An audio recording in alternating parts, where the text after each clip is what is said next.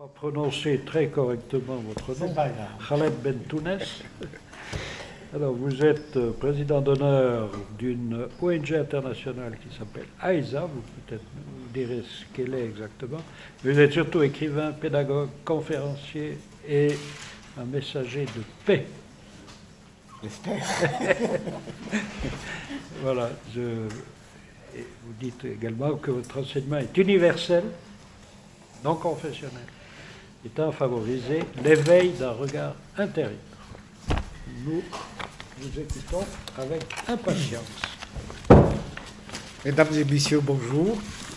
Tout d'abord, je suis honoré de partager ce moment avec vous et je remercie les organisateurs d'avoir pensé à nous en tant qu'ONG pour participer à ce débat très riche et qui m'a, sincèrement, cette matinée, j'ai appris beaucoup de choses, dont notamment, puisqu'on va parler de la culture de paix, l'éducation à la culture de paix, ça c'est le sujet qui m'intéresse personnellement et pour lequel aujourd'hui l'ONG, notre ONG à travers le monde consacre à la fois son temps et les expériences sur le terrain. Je m'occupe aussi de beaucoup de jeunes, et notamment au niveau du scoutisme, en France, en Espagne, en Belgique, en Hollande, et dans d'autres pays, au Maroc et ailleurs. Comment communiquer cette culture de paix à nos enfants, puisque l'enfance, ou les droits, puisqu'on parle des droits de l'enfance, mais l'enfance, c'est le capital, je veux dire, de notre humanité d'aujourd'hui.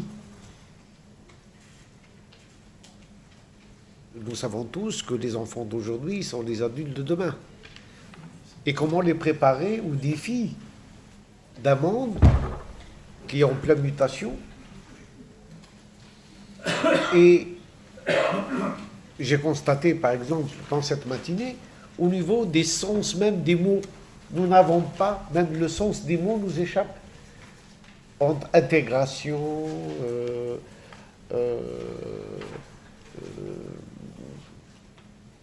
nous n'avons pas, pour les mêmes mots, nous avons des compréhensions différentes. Est-ce que le mot humanité veut dire quelque chose pour nous aujourd'hui? Est-ce que nous nous sentons tous concernés par ce thème qui reste quand même un thème philosophique, utopique? Est-ce que nous sommes une humanité ou nous sommes des humanités? Est-ce que nos enfants, on va leur transmettre ce message, qui font partie d'un corps qui s'appelle l'humanité et qui sont les cellules d'un ensemble, d'un corps où chaque membre est à part égale en dignité, en respect et dans l'utilité qu'il apporte au service de ce corps qui s'appelle l'humanité. Donc, nous avons investi dans cette culture de paix en voulant préciser les choses tant soit peu, comment les approcher, parce qu'il y a une confusion totale entre l'identité, la religion, la culture. Il y a des chevauchements qui font qu'aujourd'hui, pour beaucoup de gens, la religion devient un marqueur identitaire, ou une culture qui me permet de m'opposer à l'autre, de créer des frontières entre moi et l'autre. Donc, comment faire la part des choses pour éduquer un enfant entre ce qui est spécifique, ce qui est exclusif et ce qui est inclusif. Quand un enfant parle de ses parents, c'est à lui. Sa mère, son père, sa maison, sa ville, sa patrie, sa religion, etc. Tout ça, c'est ce qui est exclusif. Pour lui, il le voit comme quelque chose qui lui appartient. Et comment lui faire passer l'autre message, ce message inclusif, de lui dire, oui, ça c'est une partie de toi, mais tu appartiens aussi à un monde, à un univers, à un corps qui s'appelle l'humanité, à une planète qui s'appelle la Terre, et que chez toi se trouve inclus dans ce tout. Donc, il y a des choses qui nous sont exclusives, parce que je porte un nom, j'ai une famille, j'ai une nationalité, j'ai des parents, j'ai un arbre généalogique, mais j'appartiens à l'humanité. Nous avons le même ADN. Nous avons la même origine. Et pourtant, dans cette valeur commune, il y a, bien sûr, les différences. Et ces différences, il faut les voir comme une richesse. Comme un plus et non comme un moins. Parce que si nous additionnons nos différences, nous pouvons tous, ensemble, profiter mieux les uns des autres. Si nous mettons nos cultures, nos savoirs, nos compétences, notre musique, donc tout ce qui est particulier, si nous les mettons ensemble, nous pouvons arriver à un meilleur résultat pour l'ensemble. Donc cette synergie entre les êtres humains, c'est ce qui nous amène à travailler sur cette inclusive, ce qui nous réunit. Quelles sont les valeurs morales, spirituelles, religieuses qui nous relient? Et puis il y a une grande confusion sur le religieux et le spirituel. Parce que le spirituel, c'est quelque chose qui nourrit l'esprit. Le religieux, on vient bien de le voir, nous met dans une situation spécifique, dans une culture spécifique, avec un dogme spécifique, avec une croyance spécifique, alors que le spirituel nous amène à dépasser peut-être ces limites dont on a besoin.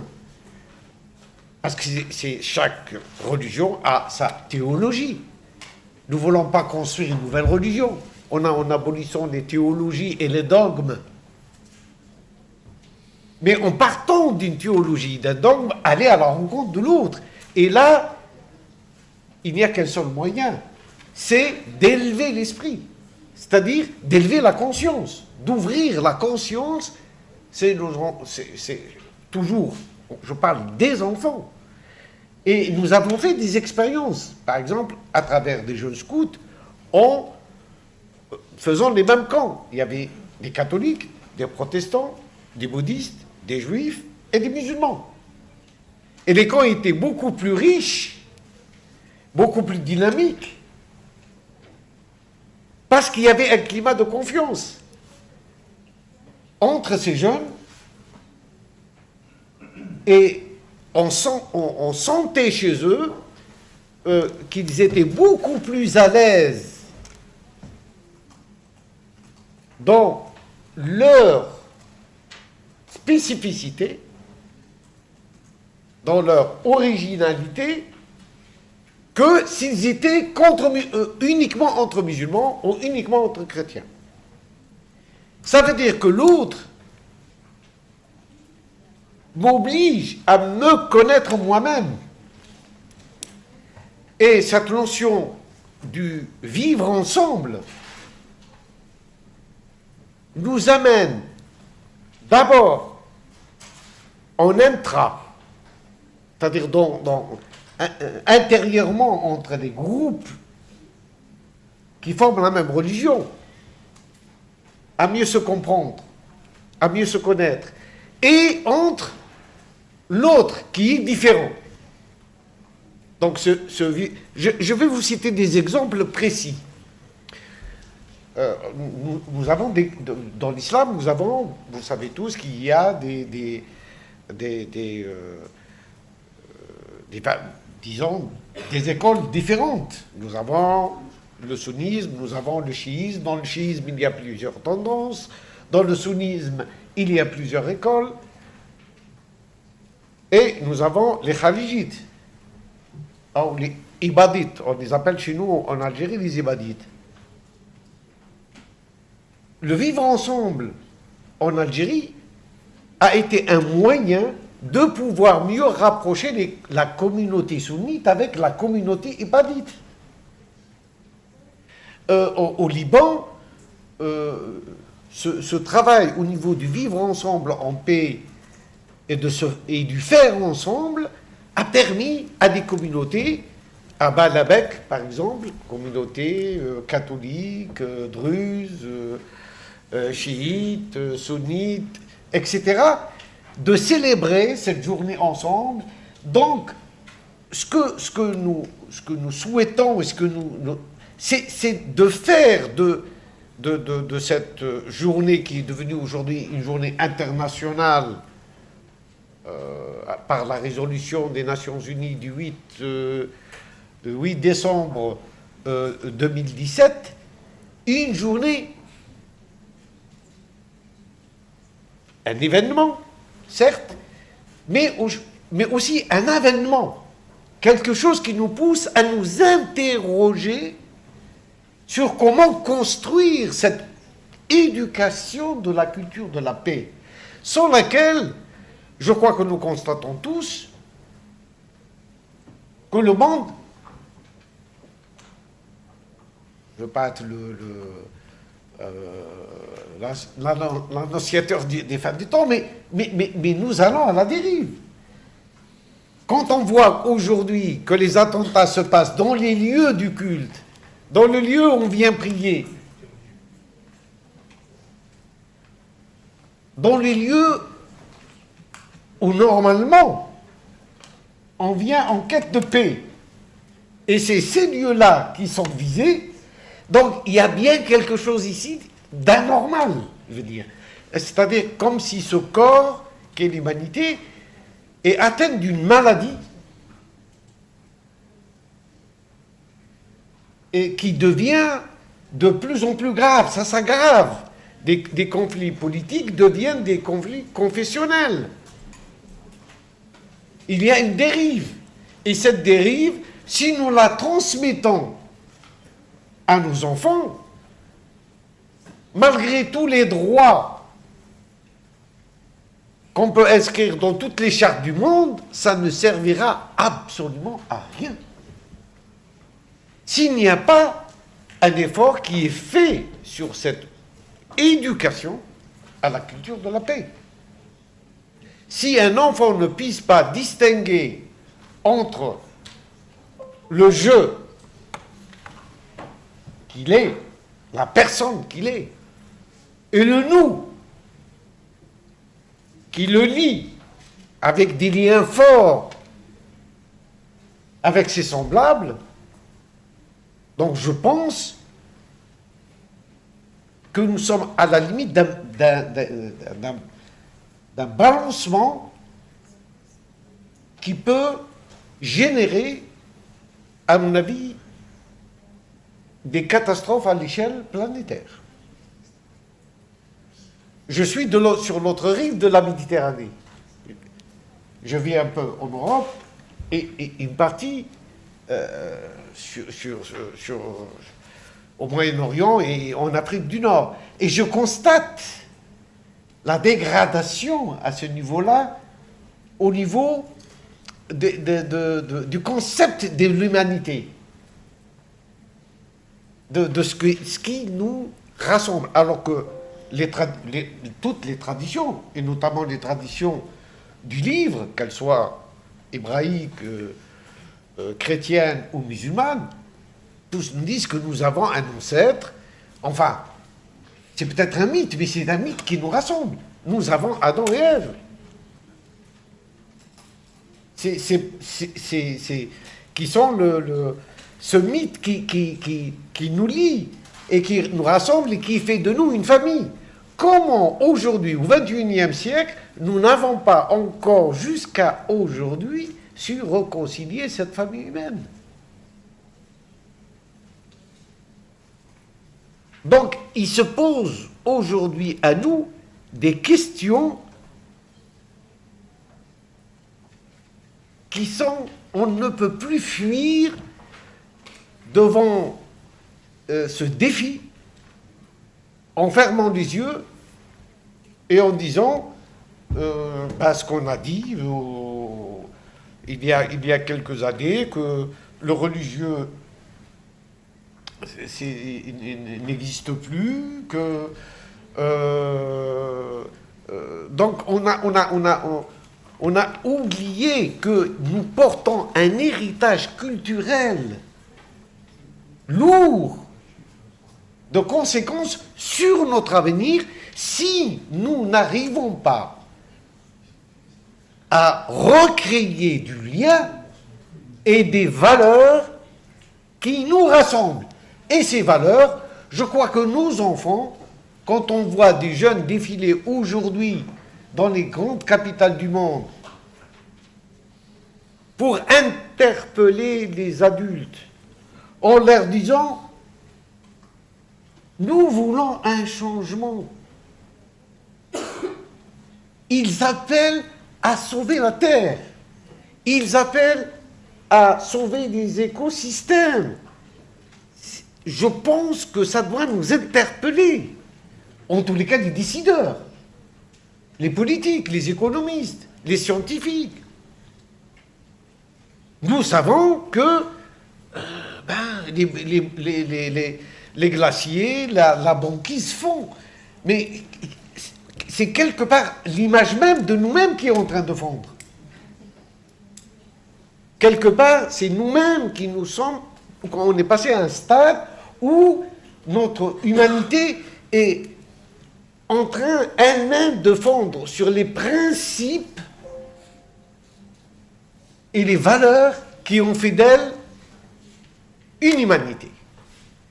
Donc, c'est le miroir. Nous avons notre miroir quand on voit que des espèces entières disparaissent, qu'elles soient végétales, qu'elles soient animales, des insectes, disparaissent sous nos yeux, en l'espace de très peu de temps. Et que nous continuons tout droit, sans nous poser la question, je crois que nous sommes dans une sorte de somnambulisme. Notre ego est arrivé à un point tel qu'il nous aveugle. Nous pensons aller conquérir en 2023 ou 2025 Mars, et nous sommes là en train de perdre, de transformer un paradis en enfer. Nous n'avons qu'une seule planète. Jusqu'à aujourd'hui, dans le système solaire, on a pu trouver la vie. Et la seule planète, avec sa diversité, nous sommes en train, comme des prédateurs, de la détruire. En pensant que nous allons conquérir l'espace interstellaire, alors que cette oasis de vie que nous allons léguer à nos enfants est en train de périr. Quelle justification, aux yeux des générations à venir, nous pouvons donner?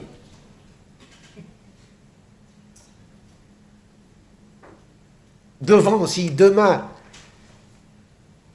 sûrement, nous serons devant un tribunal, ce tribunal de l'humanité, de ces générations.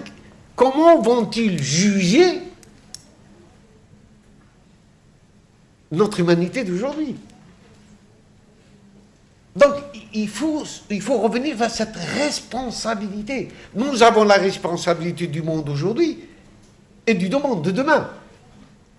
Nous avons parlé ce matin de transmission, de l'obligation et du devoir de transmission. Mais nous transmettons quoi? si nous transmettons des idées et des valeurs assassines,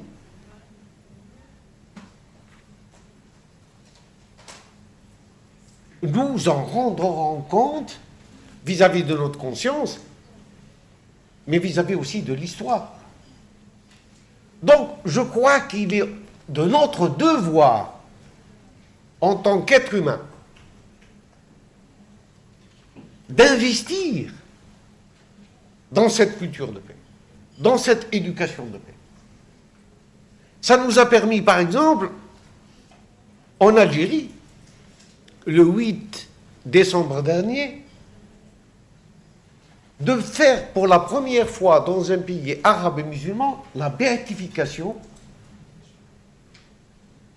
de 19 religieux chrétiens. Et d'inaugurer une chapelle pour Marie au-dessus de la, qui est au-dessus d'une montagne qui est dans une belvédère sur l'une des plus grandes villes d'Algérie, c'est la ville d'Oran, une ville de 2 millions d'habitants.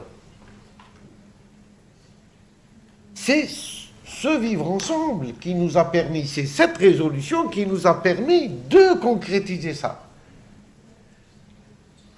Là, l'Éthiopie, un pays qui était en guerre depuis très, très longtemps avec son voisin, vient de créer pour la première fois dans l'histoire un ministère du vivre ensemble en paix.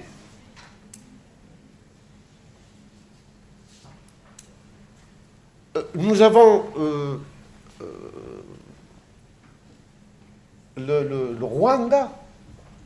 Ils se sont servis de la résolution des Nations Unies, de cette journée du vivre ensemble, pour la réconciliation entre les Hutus et les Tutsis. Donc, il faut qu'on fasse quelque chose dans le concret, quelque chose qui se voit et qui puisse répondre à une demande et un besoin de plus en plus urgent au niveau des consciences. Nous parlons beaucoup, mais nous agissons peu. Donc, je veux dire, c'est...